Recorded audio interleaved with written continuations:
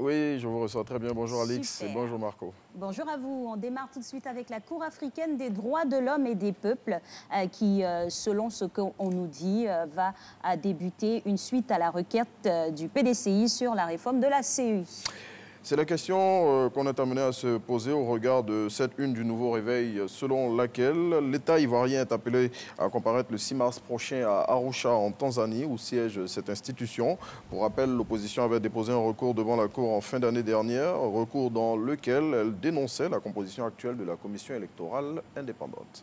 Et puis tous les regards de ce qu'on appelle communément les aficionados du clan Gbagbo seront tournés vers la Hollande avec bien sûr la suite dans l'acte dans le procès Gbagbo et Blé Goudé, c'est demain à la CPI.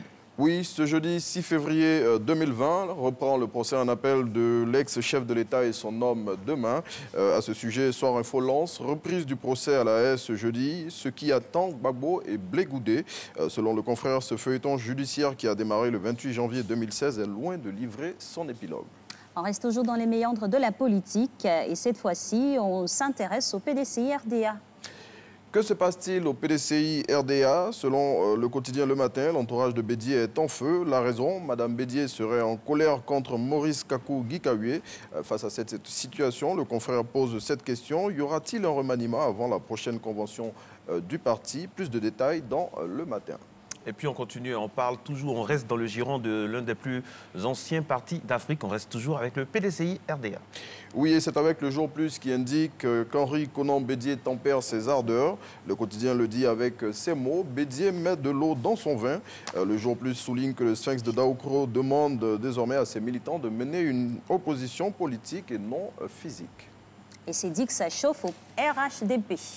Oui, à l'approche de la présidentielle et pour atteindre son objectif qui est de gagner par un coup KO, le président de la République, selon le quotidien L'Expression, met une grosse pression sur les cadres du RHDP. Selon le confrère, Alassane Ouattara a donné une feuille de route précise aux cadres du parti et leur a demandé de se conformer à elle. Plus de précision dans L'Expression de ce jour. C'est fini? C'est pas fini, hein? Eh oui, il y en a encore. Ah oui, on continue avec le patriote qui tense l'opposition. Oui, selon le confrère, l'opposition ivoirienne refuse de grandir. Elle dit non à tout et n'a pour seule arme que la contestation et la violence. Et grosse saisie pour la Marine nationale.